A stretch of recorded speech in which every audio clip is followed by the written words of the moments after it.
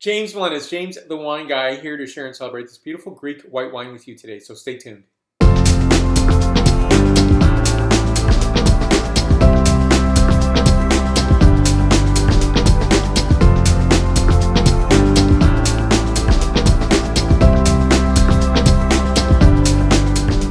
So one way I like to challenge myself is to retaste a wine and the same vintage. And how do I feel about it? And especially if I've recorded it, so I'll link that video right here. But for me, I think it's really essential, important to do so. And it kind of rebalances me in terms of, what was I tasting then? What am I tasting now? And there's some essential functions that happen when wine ages. It can taste slightly different. It can taste very different. It can be where, maybe my palate was fatigued or maybe it wasn't. I really think it's about tasting in terms of the context. So I tasted almost a year ago this particular bottle, Domaine Skouras Anássa.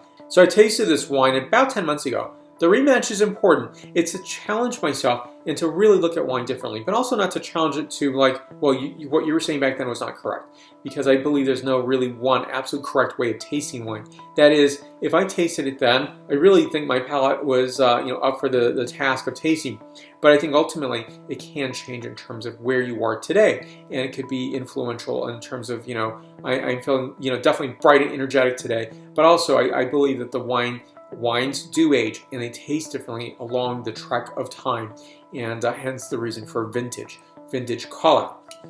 So this wine is Domaine Skouras Anássa 2012 vintage, and so this is a blend of 70% Moscofilero and 30% Viognier, 12.5% ABV, and a really lovely wine. Now, I think one of the key characteristics on this wine is getting to a different signature, which is almost all the characteristics are the same except the white floral notes. So I do detect that on the flavor and scent characteristics. And I think that's a thread that weaves it through. Ultimately, I think it's a more subdued wine from what I remember tasting in December of last year. But ultimately, gorgeous characterization on this wine includes starfruit, white flowers, tea notes, which I did mention in my previous video, and heirloom apple. So here we go next with the flavor characterization and the point score.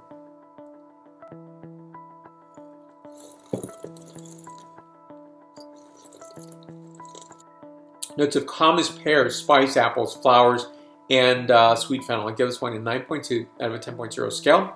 Now the difference between this year and last year's review is simply this, that the point score is 9.2 versus 9.1. So I do view my scale in terms of being a logarithm, but ultimately being next to each other, 9.1, 9.2, is really reflecting what this wine is all about. So, in my viewpoint though, 2012 wasn't that long ago. I do think it's influential in terms of white wines and how they come out in the taste and successive tastings. So thank you so much for watching today. You'll find me in many social medias, Facebook, Twitter, Vimeo, Google+, Pinterest, LinkedIn, as well as WordPress and Instagram. Stay tuned for many more wines to come. Thank you again for watching. Salud.